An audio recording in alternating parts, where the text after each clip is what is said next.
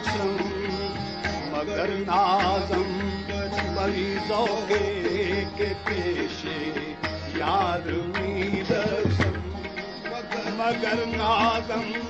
مجھے کسی نے کہا کہ وقت نزاع والدین سے دعا لے لینی چاہیے. صحیح ہے. اب وہ نزاع کے وقت تو وہ اپنی نزاع کی تکلیف میں جی ہوتے ہیں. صحیح ہے.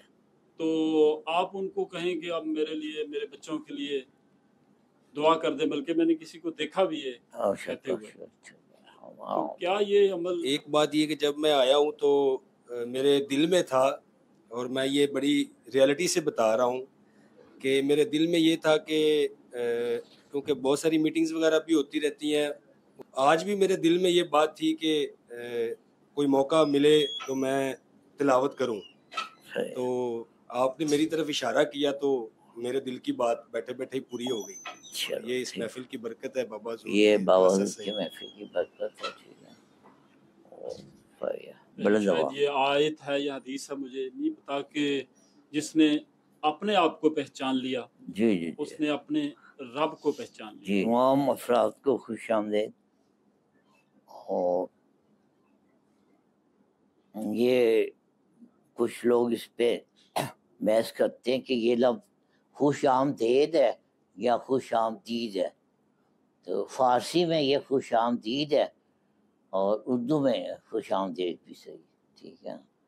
تو یہاں پہ دو خوبصورت، ایک غالباً مولانا روم کا مصرع لکھا ہے اور ایک حضرت شیخ سعدی کا.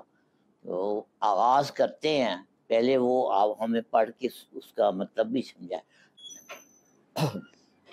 وہ یہ تھوڑا سا اس میں ایک لفظ کم ہے، اور یہ ہے فارسی کا مقول ہے کہ وہ بیوقوف آدمی کو ایسے روزی دیتا ہے کہ عقل مند آدمی حیران رہے گا، اور بیوقوف آدمی کو ایسے روزی دیتا ہے کہ عقل مند آدمی حیران رہے گا. کیسا جملہ ہے یہ میگا، یہ شیخ سعدی ہے. ٹھیک ہے نا. تو وہ روزی دینے والا جی، تو بڑا اچھا ہے. ریسٹورنٹ میں یہ ہونا چاہیے. ٹھیک ہے. اچھا، اب بابا حضور کی گفتگو کی طرف آتے ہیں. اس میں سے اگر گفتگو میں سے کوئی بات نکل رہی ہے تو کر لیجیے. گفتگو سن کے اگر کوئی سوال پیدا ہو رہا ہے تو آپ کر سکتے ہیں.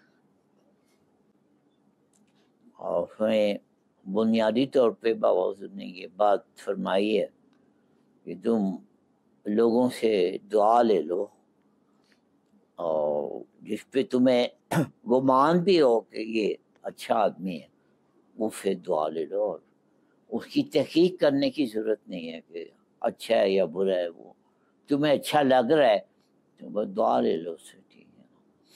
تو ہر بندے سے جو ہے وہ جو تمہیں ملے اسے دعا لے لو. ٹھیک ہے.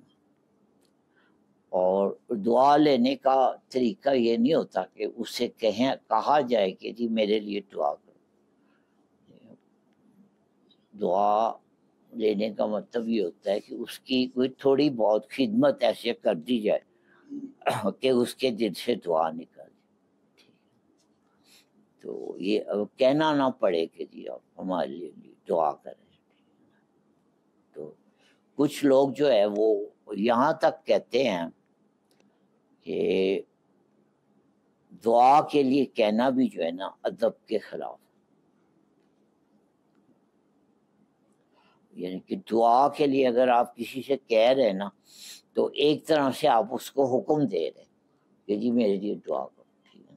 تو یہ کام نہیں کرنا، اس کی خدمت کرنی ہے اور اس سے دعا لینی. یہ نہیں کہنا کہ بابا جی میری دعا کرو، تو وہ کہے گا جی تم کون ہوتے ہو مجھے حکم دینے والے. وہ اچھا جو صحیح بزرگ ہوتا ہے انسان کے آداب یہ ہے کہ انسان اس کو جا کے سلام کرے. اگر وہ سچا بزرگ ہے جو اس کو سلام کرنے آئے گا وہ اس کو خود ہی دعا دے گا. آپ کا کام ہے صرف اس کو جا کے کہ جی کس طرح آئے ہو، جی میں آپ کو سلام کرنے. ٹھیک ہے. یہ ادب ہوتا ہے. ٹھیک ہے. وہ اگر بزرگ ہے تو وہ دعا خود ہی دے گا، ٹھیک ہے، اس کی ڈیوٹی ہے دعا دینا، اس کی ڈیوٹی ہے، ٹھیک ہے نا، تو ڈیوٹی پہ بیٹھا ہوا ہے، تو اس کو صرف اس تک پہنچنا ہے آپ نے اور سلام علیکم۔ مجھے کسی نے کہا کہ وقت نزاع والدین سے دعا لے لینی چاہیے، صحیح ہے، اب وہ نزاع کے وقت تو وہ اپنی نزاع کی تکلیف میں جی جی ہوتے ہیں، صحیح ہے، تو آپ ان کو کہیں کہ اب میرے لیے، میرے بچوں کے لیے دعا کر دیں، بلکہ میں نے کسی کو دیکھا بھی ہے کہتے ہوئے، تو کیا یہ عمل جو ہے؟ جی ہم یہی بات کر رہے ہیں کہ یہ ادب کے خلاف بات ہے کہ کسی سے آپ جو ہے کسی کو پریشرائز کر کے اسے کہیں کہ نہیں میری دعا، یہ ادب کے خلاف بات، ٹھیک ہے، اگر وہ ایسی حالت میں ہے آپ ان کے پیر دبائیں، ٹھیک ہے نا، وہ خود ہی دعا دیں گے، ٹھیک ہے، یا ان کو چلو اور کچھ نہیں تو پانی پلا دیں، وہ خود ہی دعا دیں گے، ٹھیک ہے نا، تو یہ کسی کے اوپر فورس کر کے تو دعا نہیں لینی، ٹھیک ہے نا۔ مجھے بڑا دلچسپ واقعہ یاد آ گیا، یہاں پہ نا ایک ڈکیتی ہوئی تھی جس میں ڈاکوؤں نے سارا سامان سمیٹ لیا، اور سمیٹنے کے بعد جانے سے پہلے وہ گھر والوں کو پسٹل دکھائی، تو کہا کہ تم کہو کہ یہ ہمارے لیے حلال ہے، انہوں نے کہا جی یہ تمہارے حلال ہے، ٹھیک ہے، وہی ہے، تو اس طرح حلال نہیں کروانا، ٹھیک ہے نا، دل سے دعا وہ ہوتی ہے جو دل سے نکلے۔ میں نے اپنے مرشد کو کبھی اس طرح کرتے نہیں رہا، یہ عجیب بات ہے، میں نے واصف صاحب کو کبھی اس طرح اپنے سارے اس میں اپنے وابستگی میں نے واصف صاحب کو کبھی اس طرح ہاتھ اٹھا۔ اس کا کیا مطلب ہے؟ اس کا مطلب ہے دعا وہ دل سے کرتے، دعا وہ دل سے کرتے۔ وہ جہانگیر میر صاحب ایک بڑا دلچسپ واقعہ سناتے ہیں کہ ان کا کوئی دکاندار تھا گجرانوالہ میں، تو اس کا ایک مسئلہ تھا، دوسرا مسئلہ تھا، تیسرا مسئلہ تھا، چوتھا مسئلہ تھا، مسئلے تو جہانگیر میر نے کہا کہ جی آ جاؤ میں آپ کو نا تمہیں واصف صاحب کے پاس، تو وہ جب واصف صاحب کے پاس پہنچا وہاں بیٹھے تو اس نے کہا کہ جی مجھے یہ بھی ہے، یہ بھی ہے، یہ بھی ہے، چپ کر کے سنتے رہے، کچھ نہیں کہا، اور تھوڑی 10 منٹ سے زیادہ بیٹھنے نہیں دیتے تھے، تو میں کہا کہ ٹھیک ہے جی اجازت ہے، تو وہ بندہ باہر آ کے نا جہانگیر سے کہتا ہے یہ تم مجھے کہاں لے آئے تھے، میں نے تو مسئلے بتائے، انہوں نے دعا ہی نہیں کی، تو جہانگیر نے کہا کہ دیکھو تم ذرا، تو خیر جب واپس آیا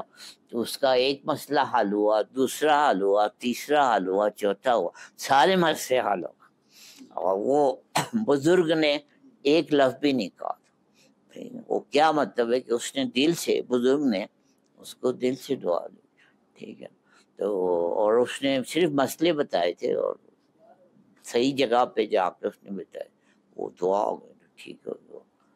جہانگیر نے وہ پہلے وہ بزرگوں کو نہیں مانتا تھا، جہانگیر نے بتایا کہ اب جب عرس ہوتا ہے تو گجرانوالہ میں سب سے زیادہ بینرز وہی لگاتا ہے بابا کے، ٹھیک ہے نا، تو یہ ہوتا ہے۔ اور اس گفتگو سے متعلق جی آپ کو بات کرنا چاہیے، کہاں سے رہائش کا ہے آپ کی؟ میرا نام شہزاد احمد ہے اور ٹاؤن شپ بٹ چوک سے میں رہتا ہوں۔ ٹاؤن شپ سے آ رہے ہیں؟ جی جی وہاں سے میں آتا ہوں۔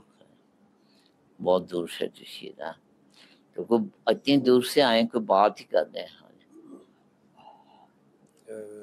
بات یہ ہے علی بھائی کہ اس بلند آواز سے گفتگو کی تو بہت ساری چیزیں، بلکہ ساری چیزیں ہی کلیئرٹی میں تو سمجھ آ گئی ہیں۔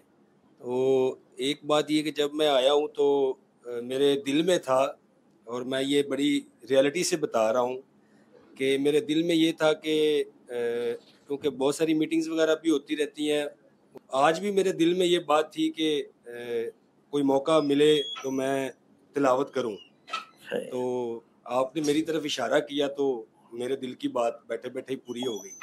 یہ اس محفل کی برکت ہے بابا، یہ بابا کی محفل کی برکت ہے، ٹھیک ہے، یہ بابا کی محفل کی برکت ہے، ٹھیک ہے،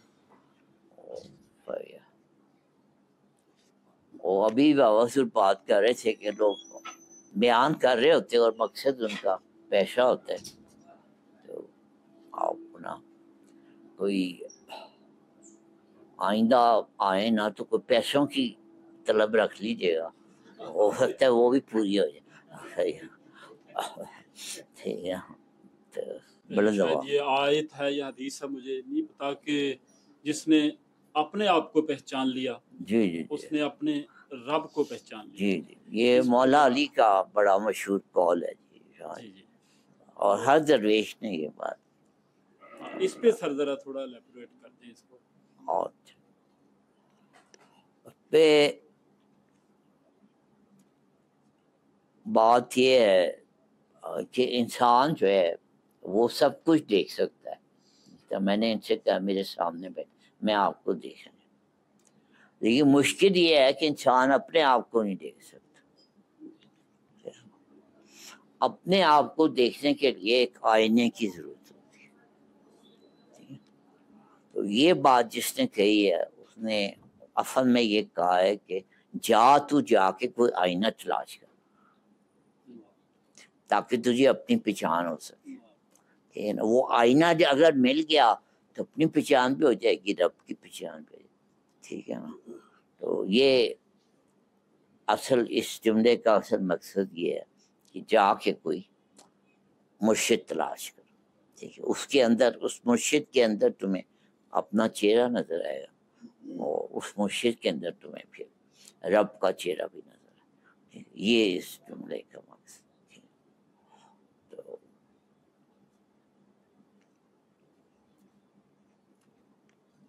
اور اکثر لوگ جو ہے نا اس کا صحیح مفہوم جو ہے نا وہ تک مطلب مشکل سے ہی پہنچتے ہیں. کہ یہ جملہ تو سب کو یاد ہے، بڑا مشہور جملہ ہے، لیکن اس کا جو صحیح مفہوم ہے وہ یہ ہے کہ آئینہ چاہیے. اس میں آپ اپنے آپ کو پہچانو پہلے، اس کے بعد پھر اللہ جو ہے وہ خود بخود ہی آپ کی سمجھ میں آتے ہو. مزید اس کی تفصیل بیان کی جائے تو وہ اور شریعت کے تقاضے آ جاتے ہیں کہ وہ اصل حقیقت یہ ہے کہ اللہ جو ہے وہ اندر ہی ہوتا ہے.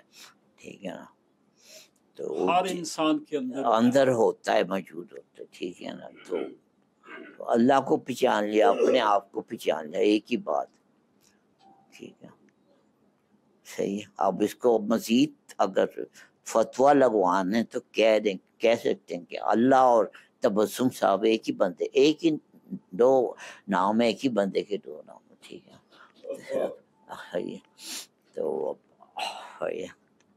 تو یہ بات ہے، لیکن یہ بات جو ہے یہ بغیر آئینے کے نہیں سمجھ آئی. ٹھیک ہے، یہ دیکھنے والی بات ہے، یہ سمجھنے والی بات نہیں ہے. سب کے اندر ہے بلا تفریق مذہب. جی سب کے اندر ہے. تسی ہر دے وچ وستے ہو بابا حضور، تسی ہر دے وچ وستے ہو، سانو لا مکانی دس رہے ہو. تسی ہر دے وچ وستے ہو، سانو لا مکانی. اب یہ کلندر کی تو ایک فرینکنس ہوتی ہے نا، وہ اللہ سے کہہ رہا ہے کہ یار یہ ہمارے ساتھ تو کیا مذاق کرتا ہے جی. تسی ہر دے وچ وستے ہو، سانو لا مکانی. وہ ہر کے اندر ہوتا ہے. بھگت کبیر کا کوئی اس طرح کا بھی ہے کہ ہر دی گدڑی وچ لال، کھولن نہ جانن سو کہواون کنگال. ٹھیک ہے، ہر دی گدڑی دے وچ لال، کھولن نہ جانے سو کہاون کنگال. ٹھیک ہے، وہ گدڑی کے لال تو سب میں ہے، اور لیکن وہ کھولنا نہیں جانتے، تو وہ جو ہے نا اس لیے وہ کنگال کہلاتے ہیں.